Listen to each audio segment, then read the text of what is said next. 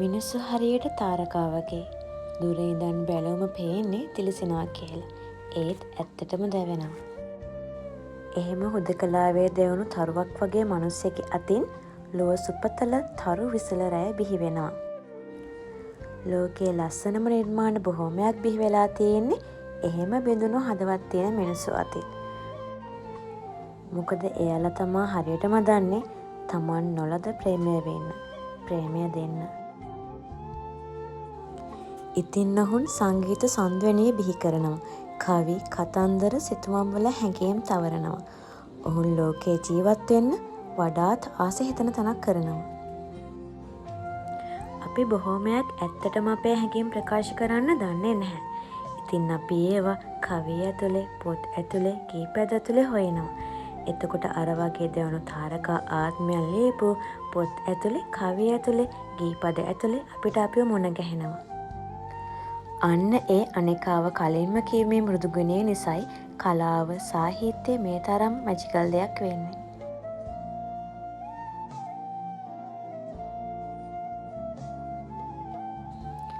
අපේ ජීවිත හරියටම එක එක ඍතු පහු කරන උයන් වගේ. සම්මත ඍතු වගේම ඒ අතරමැද අන්තර් ඍතු එළඹෙනවා. මල් පිපෙනවා, මල් පර වෙනවා, තුරුපත් හැලෙනවා, සිසිරය එළඹෙනවා.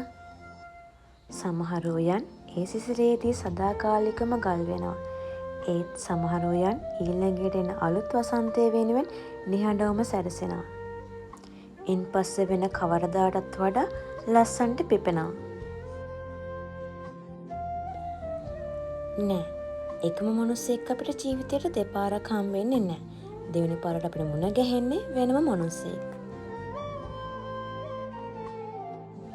මගේ හදවතේ කුටීර හතරම එකවර ආදරයෙන් පිරුණම මට පුළුවන් දෙපාරක් ආදරය කරන්න.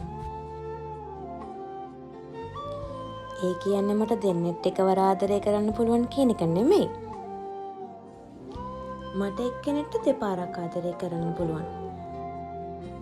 ඒ කොහොමද දන්නවද?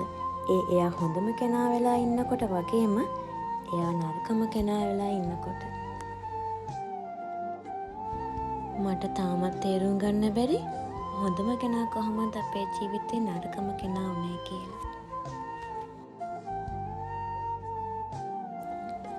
ඔයාලා පුළුවන් නම් හැමදාම හැමෝටම හොඳම කෙනෙක් විතරක් වෙන්න.